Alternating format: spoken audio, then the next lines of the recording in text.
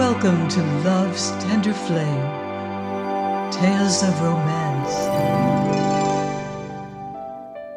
I'm Mardell, reading Roast Beef Medium by Edna Ferber. Chapter 10, In the Absence of the Agent.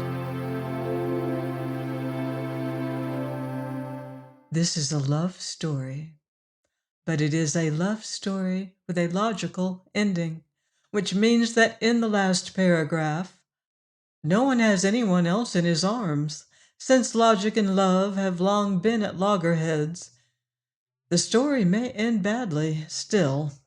What love passages there are shall be left intact.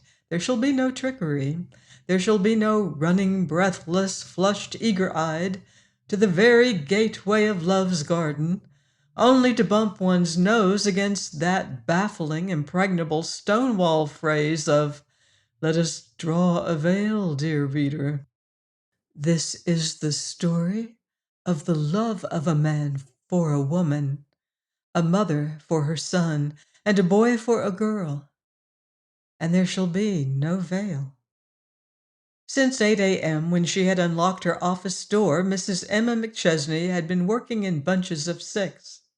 Thus, from 12 to 1, she had dictated 6 letters, looked up memoranda, passed on samples of petticoat silk, fired the office boy, wired Spalding out in Nebraska, and eaten her lunch. Emma McChesney was engaged in that nerve-wracking process known as getting things out of the way. When Emma McChesney aimed to get things out of the way, she did not use a shovel, she used a road drag. Now, at 3:30, she shut the last desk drawer with a bang, locked it, pushed back the desk phone, discovered under it the inevitable mislaid memorandum, scanned it hastily, tossed the scrap of paper into the brimming wastebasket, and yawning, raised her arms high over her head. The yawn ended, her arms relaxed, came down heavily, and landed her hands in her lap with a thud. It had been a whirlwind day. At that moment, most of the lines in Emma McChesney's face slanted downward, but only for that moment. The next found her smiling. Up went the corners of her mouth, out popped her dimples. The laugh lines appeared at the corners of her eyes. She was still dimpling like an anticipatory child when she had got her wraps from the tiny closet and was standing before the mirror adjusting her hat. The hat was one of those tiny, pert, head-hugging trifles that only a very pretty woman can wear. A merciless little hat that gives no quarter to a blotched skin, too large nose, colorless eyes. Emma McChesney stood before the mirror, the cruel little hat perched atop her hair, ready to give it the final and critical bash, which should bring it down about her ears where it belonged. But even now, perched grotesquely atop her head as it was, you could see that she was going to get away with it. It was at this critical moment that the office door opened and there entered T.A. Buck, president of the T.A. Buck Featherloom Petticoat and Lingerie Company. He entered smiling, leisurely, serene-eyed, as one who anticipates something pleasurable. At sight of Emma McChesney standing hatted before the mirror, the pleasurable look became less confident. "Hello," said T.A. Buck, "whither?" and laid a sheaf of business-like-looking papers on the top of Mrs. McChesney's well-cleared desk. Mrs. McChesney, without turning, performed the cramming process successfully, so that her hat left only a sub-halo of fluffy bright hair peeping out from the brim. Then, "Playing hooky," she said. "Go way." T.A. Buck picked up the sheaf of papers and stowed them into an inside coat pocket. "As president of this large and growing concern," he said, "I want to announce that I'm going along." Emma McChesney adjusted her furs. "As secretary of said firm, I rise to state that you're not invited." T.A. Buck, hands in pocket, stood surveying the bright-eyed woman before him. The pleasurable expression had returned to his face. If the secretary of the above-mentioned company has the cheek to play hooky at 3:30 p.m. in the middle of November, I fancy the president can demand to know where she's going and then go too. Mrs. McChesney unconcernedly fastened the clasp of her smart English glove. Didn't you take 2 hours for lunch? Had mine off the top of my desk. Ham sandwich and a glass of milk. Dictated 6 letters between bites and swallows. A frown of annoyance appeared between T.A. Buck's remarkably fine eyes. He came over to Mrs. McChesney and looked down at her. Look here, you'll kill yourself. It's all very well to be interested in one's business, but I draw the line at ruining my digestion for it. Why in Sam Hill don't you take a decent hour at least? Only bricklayers can take an hour for lunch, retorted Emma McChesney. When you get to be a lady captain of finance, you can't afford it. She crossed to her desk and placed her fingers on the electric switch. The desk light cast a warm golden glow on the smart little figure in the trim tailored suit, the pert hat, the shining furs. She was rosy-cheeked and bright-eyed as a schoolgirl. There was about her that vigor and glow and alert assurance which bespeaks congenial work, sound sleep, healthy digestion, and a sane mind. She was as tingling and bracing and alive and antiseptic as the crisp, snappy November air outdoors. T.A. Buck drew a long breath as he looked at her. Those are devastating clothes, he remarked. Do you know, until now I always had an idea that furs weren't becoming to women. Make most of 'em look stuffy. But you... Emma McChesney glanced down at the shining skins of muff and scarf. She stroked them gently and lovingly with her gloved hand. These semi-precious furs are rather satisfactory, until you see a woman in sealskin and sables, then you want to use them for a hall rug. T.A. Buck stepped within the radius of the yellow light, so that its glow lighted up his already luminous eyes that had a trick of translucence under excitement. Sables and sealskin, repeated T.A. Buck, his voice vibrant. If it's those you want, you can... Snap went the electric switch under Emma McChesney's fingers. It was as decisive as a blow in the face. She walked to the door. The little room was dim. I'm sending my boy through college with my sealskin and sable fund, she said crisply, and I'm to meet him at 4:30. Oh, that's your appointment. Relief was evident in T.A. Buck's tone. Emma McChesney shook a despairing head. For impudent and unquenchable inquisitiveness, commend me to a man. Here, if you must know, though I intended it as a surprise when it was finished and furnished, I'm going to rent a flat. A regular 6-room, plenty of closets flat. After 10 years of miserable hotel existence, Jock's running over for 2 days to approve it. I ought to have waited until the holidays so he wouldn't miss classes, but I couldn't bear to. I've spent 10 Thanksgivings and 10 Christmases and 10 New Years in hotels. Hell has no terrors for me. They were walking down the corridor together. Take me along, please, pleaded T.A. Buck like a boy. I know all about flats and gas stoves and meters and plumbing and everything. You, scoffed Emma McChesney, with your 5-story house and your summer home in the mountains. Mother won't hear of giving up the house. I hate it myself. Bathrooms in those darned old barracks are so cold that a hot tub is an icy plunge before you get to it. They had reached the elevator. A stubborn look appeared about T.A. Buck's jaw. I'm going, he announced, and scudded down the hall to his office door. Emma McChesney pressed the elevator button. Before the ascending car showed a glow of light in the shaft, T.A. Buck appeared with hat, gloves, stick. "I think the car's downstairs. We'll run up in it. What's the address? 70s, I suppose." Emma McChesney stepped out of the elevator and turned. "Car? Not I. If you're bound to come with me, you'll take the subway. They're asking enough for that apartment as it is. I don't intend to drive up in a $5,000 motor and have the agent tack on an extra $20 a month."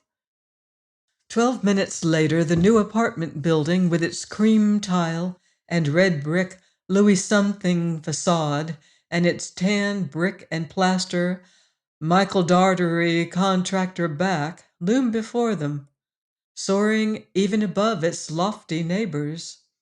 On the doorstep stood a maple-colored giant in a splendor of scarlet and gold braid and glittering buttons. The great entrance door was opened for them by a half-portion duplicate of the giant outside. In the foyer was splendor to grace a palace hall.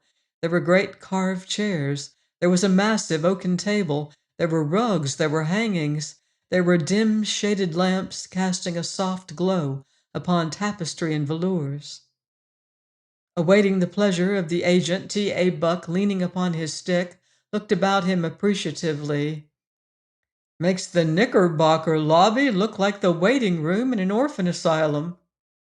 "Don't let 'em fool you," answered Emma McChesney's sotto voice just before the agent popped out of his office. "It's all included in the rent. Dinky enough upstairs. If ever I have guests that I want to impress, I'll entertain 'em in the hall." There approached them the agent, smiling, urbane, pleasing as to manner, but not too pleasing, urbanity mixed, so to speak, with the leaven of caution. "Oh, yes, Mrs. McChesney, wasn't it? I can't tell you how many parties have been teasing me for that apartment since you looked at it. I've had to, well, make myself positively unpleasant in order to hold it for you. You said you wished your son to." The glittering little jewel box of an elevator was taking them higher and higher. The agent stared hard at T.A. Buck. Mrs. McChesney followed his gaze. "My business associate, Mr. T.A. Buck," she said grimly. The agent discarded caution. He was all urbanity. Their floor attained, he unlocked the apartment door and threw it open with a gesture which was a miraculous mixture of royalty and generosity.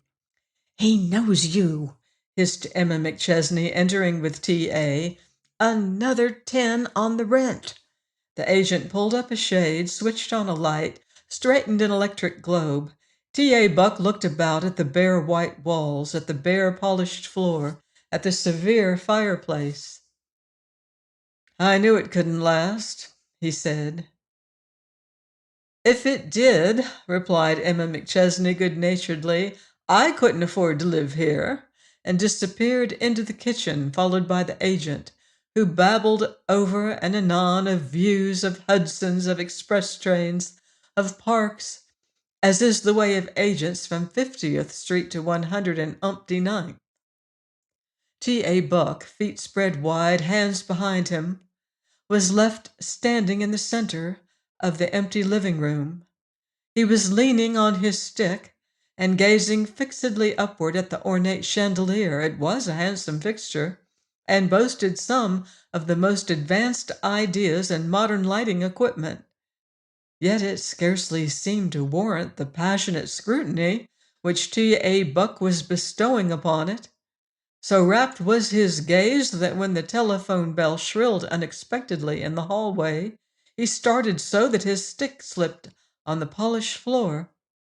And as Emma McChesney and the still voluble agent emerged from the kitchen, the dignified head of the firm of T.A. Buck and Company presented an animated picture, one leg in the air, arms waving wildly, expression at once amazed and hurt.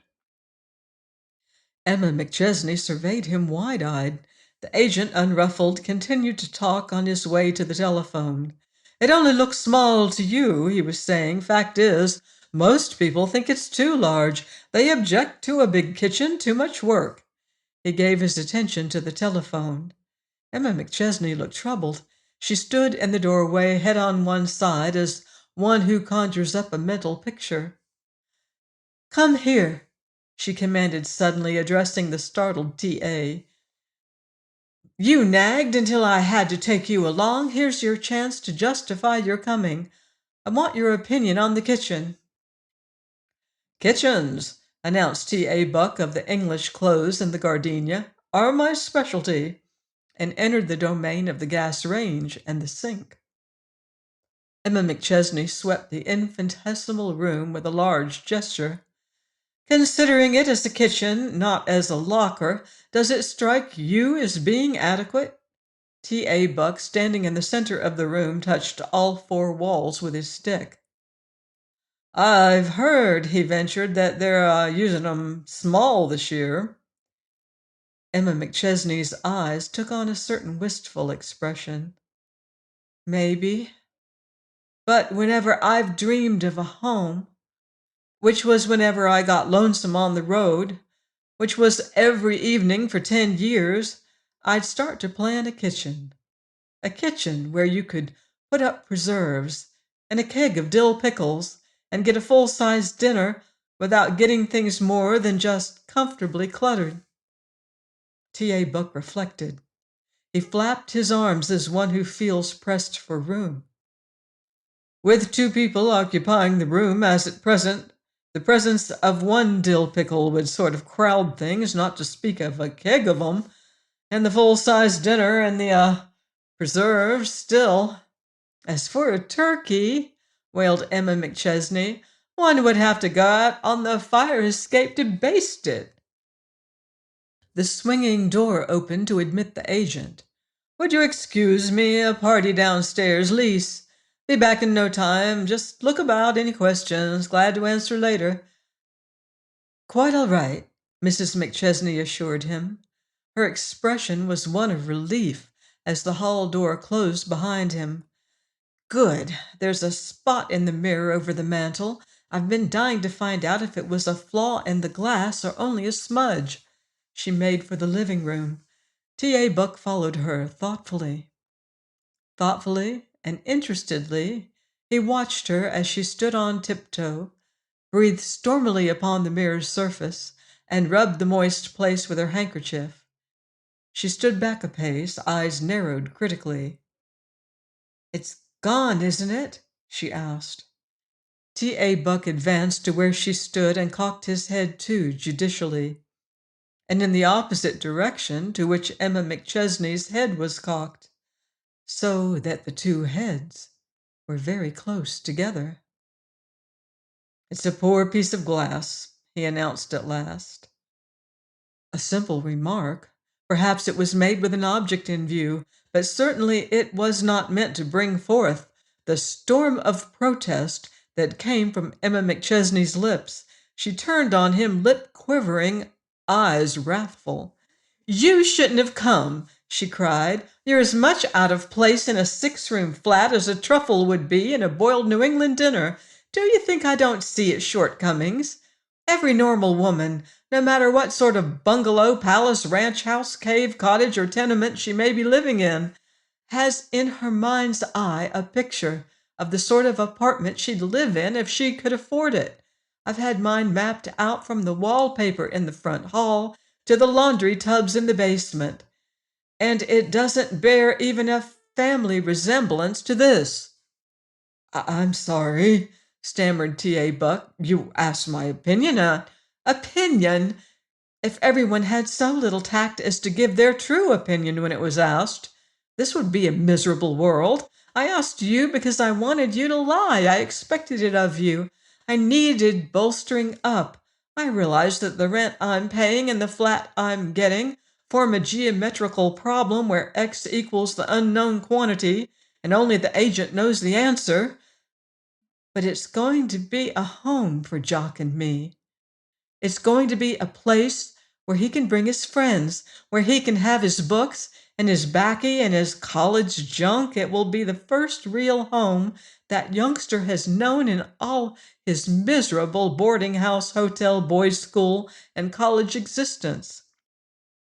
Sometimes when I think of what he's missed, of the loneliness and the neglect when I was on the road, of the barrenness of his boyhood, T.A. Buck started forward as one who had made up his mind about something long considered. Then he gulped, retreated, paced excitedly to the door and back again. On the return trip, he found smiling and repentant Emma McChesney regarding him. Now aren't you sorry you insisted on coming along, letting yourself in for a ragging like that? I think I'm a wee bit taut in the nerves at the prospect of seeing Jock and planning things with him. T.A. Buck paused in his pacing. Don't, he said. I had it coming to me. I did it deliberately. I wanted to know how you really felt about it. Emma McChesney stared at him curiously. Well, now you know, but I haven't told you half. In all those years when I was selling T.A. Buck's Featherloom petticoats on the road and eating hotel food that tasted the same, whether it was roast beef or ice cream, I was planning this little place. I've even made up my mind to the scandalous price I'm willing to pay a maid who'll cook real dinners for us and serve them as I've always vowed Jock dinners should be served when I could afford something more than a shifting hotel home. T.A. Buck was regarding the head of his walking stick with a gaze as intent as that which he previously had bestowed upon the chandelier. For that matter, it was a handsome enough stick, a choice thing in Malacca, but it was scarcely more deserving than the chandelier had been. Mrs. McChesney had wandered into the dining room.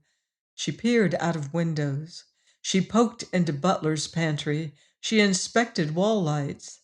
And still, T.A. Buck stared at his stick. It's really robbery, came Emma McChesney's voice from the next room. Only a New York agent could have the nerve to do it. I've a friend who lives in Chicago, Mary Cutting. You've heard me speak of her. Has a flat on the north side there, just next door to the lake. The rent is ridiculous, and would you believe it? The flat is equipped with bookcases and gorgeous mantel shelves and buffet and bathroom fixtures and china closets and hall tree. Her voice trailed into nothingness as she disappeared into the kitchen. When she emerged again, she was still enumerating the charms of the absurdly low-priced Chicago flat thus: and full-length mirrors and wonderful folding table shelf gimcracks in the kitchen, and T.A. Buck did not look up, but, Chicago, he might have been heard to murmur, as only a New Yorker can breathe those two words. Don't owe Chicago like that, mimicked Emma McChesney.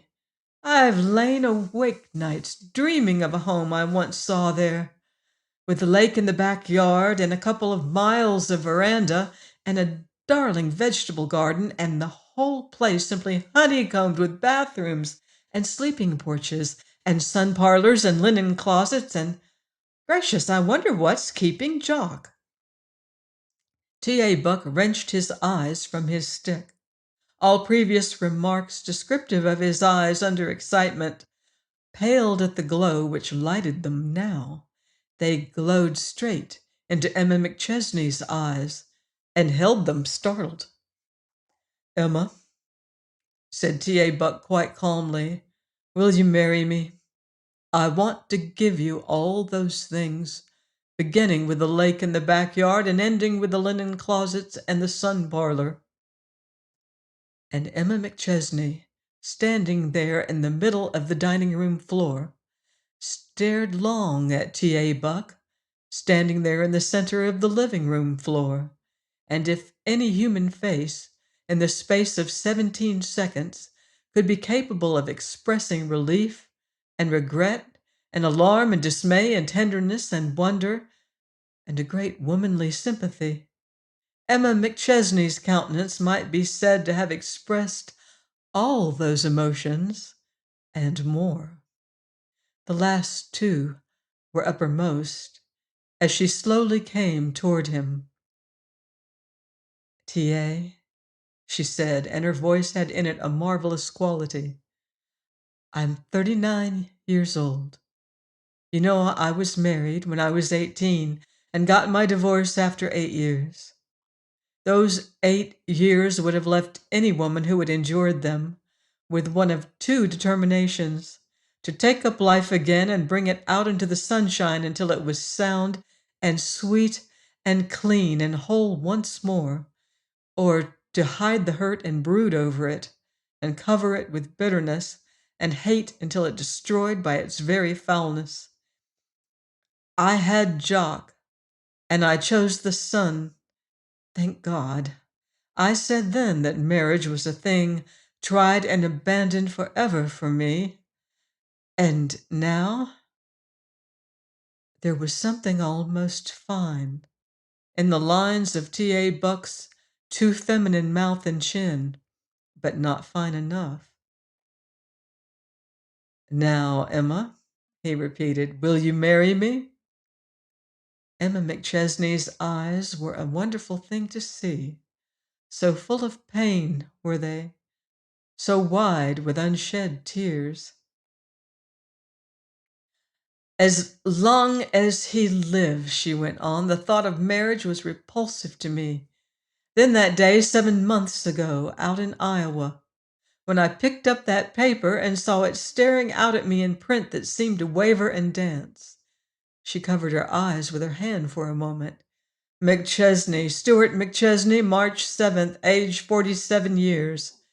Funeral today from Howland Brothers Chapel. Aberdeen and Edinburgh papers, please copy."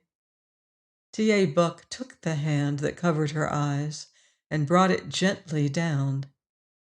"Emma," he said, "will you marry me?" "T.A., I don't love you. Wait, don't say it. I'm 39, but I'm brave and foolish enough to say that all these years of work and disappointment and struggle and bitter experience haven't convinced me that love does not exist. People have said about me, seeing me in business, that I'm not a marrying woman. There is no such thing as that.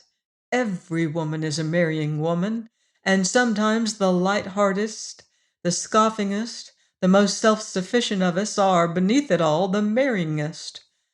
Perhaps I'm making a mistake. Perhaps 10 years from now I'll be ready to call myself a fool for having let slip what the wise ones would call a chance. But I don't think so, T.A. "You know me too well," argued T.A. Buck rather miserably. "But at least you know the worst of me as well as the best. You'd be taking no risks." Emma McChesney walked to the window. There was a little silence. Then she finished it with one clean stroke. "We've been good business chums, you and I hope we always shall be. I can imagine nothing more beautiful on this earth for a woman than being married to a man she cares for, and who cares for her. But T.A., you're not the man." And then there were quick steps in the corridor, a hand at the doorknob, a slim, tall figure in the doorway. Emma McChesney seemed to waft across the rooms and into the embrace of the slim, tall figure. "Welcome home," she cried. "Sketch in the furniture to suit yourself." "This is gonna be great, great," announced Jock. "What do you know about the Oriental potentate downstairs? I guess Otis Skinner has nothing on him when it comes. Why, hello, Mr. Buck." He was peering into the next room. "Why don't you folks light up? I thought you were another agent person. Met that one down in the hall. Said he'd be right up. What's the matter with him, anyway? He smiles like a waxworks. When the elevator took me up, he was still smiling from the foyer. I could see his grin after the rest of him was lost to sight. Regular Cheshire. What's this, the drawing room? He rattled on like a pleased boy. He strode over to shake hands with Buck. Emma McChesney, cheeks glowing, eyed him adoringly. Then she gave a little suppressed cry. Jock! What's happened? Jock whirled around like a cat. Where? When? What? Emma McChesney pointed at him with one shaking finger. You're thin. You're emaciated. Your shoulders, where are they? Your legs? Jock looked down at himself. His glance was pride. Clothes, he said. Clothes, faltered his mother. You're losing your punch, Mother. You used to be up on men's rigging. All the boys look like their own shadows these days. English cut. No padding, no heels, incurve at the waist. Watch me walk. He flapped across the room. Chest concave, shoulders rounded, arms hanging limp. Feet wide apart, chin thrust forward. Do you mean to tell me that's your present form of locomotion? Demanded his mother. I hope so. Been practicing it for weeks. They call it the juvenile jump, and all our best leading men have it. I trailed Douglas Fairbanks for days before I really got it. And the tension between T.A. Buck and Emma McChesney snapped with a jerk, and they both laughed, and laughed again at Jock's air of offended dignity. They laughed until the rancor in the heart of the man, and the hurt and pity in the heart of the woman, melted into a bond of lasting understanding.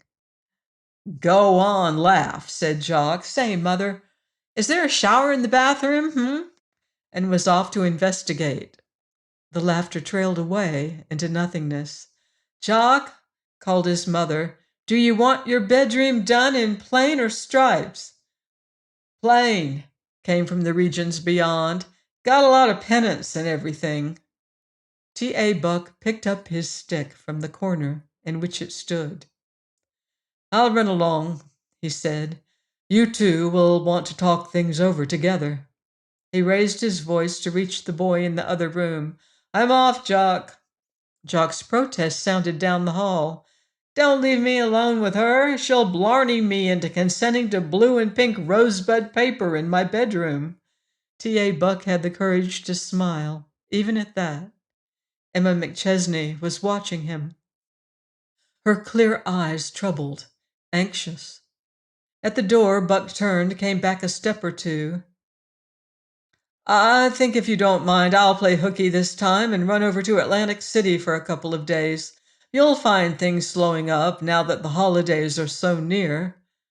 Fine idea, agreed Emma McChesney, but her eyes still wore the troubled look. Goodbye, said T.A. Buck abruptly. Good. And then she stopped. I've a brand new idea. Give you something to worry about on your vacation. I'm supplied, answered T.A. Buck grimly. Nonsense, a real worry, a business worry, a surprise. Jock had joined them and was towering over his mother, her hand in his. T.A. Buck regarded them moodily. After your pajama and knickerbocker stunt, I'm braced for anything. Nothing theatrical this time, she assured him. Don't expect a show such as you got when I touched off the last fuse. An eager, expectant look was replacing the gloom that had clouded his face. Spring it. Emma McChesney waited a moment, then. I think the time has come to put in another line, a staple. It's flannel nightgowns. Flannel nightgowns? Disgust shivered through Buck's voice. Flannel nightgowns? They quit wearing those when Broadway was a cowpath. Did, eh? Retorted Emma McChesney. That's the New Yorkers speaking. Just because the French near actresses at the Winter Garden wear silk lace and seafoam nighties in their imported boudoir skits, and just because they display only those frilly beribboned handmade affairs in the Fifth Avenue shop windows. Don't you ever think that they're a national vice. Let me tell you, she went on as T.A. Buck's demeanor grew more bristlingly antagonistic. There are thousands and thousands of women up in Minnesota and Wisconsin and Michigan and Oregon and Alaska and Nebraska and Dakota who are thankful to retire every night protected by one long, thick, serviceable flannel nightie and one practical hot water bag. Up in those countries, retiring isn't a social rite, it's a feat of hardihood. I'm keen for a line of plain, full, roomy, old-fashioned flannel nightgowns of the improved T.A. Buck Featherloom Products variety. And they'll be wearing 'em long after knickerbockers have been cut up for patchwork. The moody look was quite absent from T.A. Buck's face now, and the troubled look from Emma McChesney's eyes. Well, said Buck grudgingly, if you were to advise making up a line of the latest models in deep-sea divers' uniforms, I suppose I'd give in, but flannel nightgowns in the 20th century, flannel night. Think it over, laughed Emma McChesney as he opened the door. We'll have it out tooth and nail when you get back. The door closed upon him. Emma McChesney and her son were left alone in their new home to be. Turn out the light, son, said Emma McChesney, and come to the window. There's a view. Jock switched off the light. Do you know, blonde, I shouldn't wonder if old T.A.'s Swedish on you, he said as he came over to the window. Old. He's 40 or over, isn't he? Son, do you realize your charming mother's 39? Oh, that's different. You look a kid. You're young in all the spots where other women of 39 look old, around the eyes, under the chin, in your hands, and the corners of your mouth. In the twilight, Emma McChesney turned to stare at her son. Just where did you learn all that, young'un? At college? And some view, isn't it, Mother? Parried Jock. The two stood there, side by side, looking out across the great city that glittered and swam in the soft haze of the late November afternoon. There are lovelier sights than New York seen at night, from a window eyrie with a mauve haze softening all, as a beautiful but experienced woman is softened by an artfully draped scarf of chiffon. There are cities of roses, cities of mountains, cities of palm trees and sparkling lakes, but no sight, be it of mountains or roses or lakes or waving palm trees, is more likely to cause that vague something which catches you in the throat. It caught those two home-hungry people, and it opened the lips of one of them almost against his will.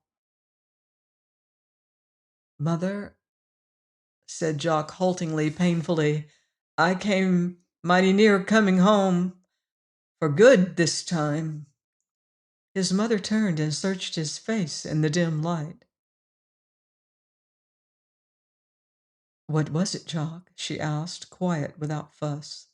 The slim young figure in the jumping juvenile clothes stirred and tried to speak. Tried again. Formed the two words, a girl. Emma McChesney waited a second, until the icy, cruel, relentless hand that clutched her very heart should have relaxed ever so little. Then, tell me, sonny boy, she said. Why, Mother, that girl. There was an agony of bitterness and of disillusioned youth in his voice. Emma McChesney came very close, so close that her head, in the pert little close-fitting hat, rested on the boy's shoulder. She linked her arm through his, snug and warm. That girl, she echoed encouragingly, and that girl, went on Jock, taking up the thread of his grief. Why, Mother, that girl. I hope you've enjoyed this story. We'll be hearing more about Emma McChesney in the future. Please join me here next season on Love's Tender Flame for Mother by Kathleen Norris. Until then, love deeply and live beautifully.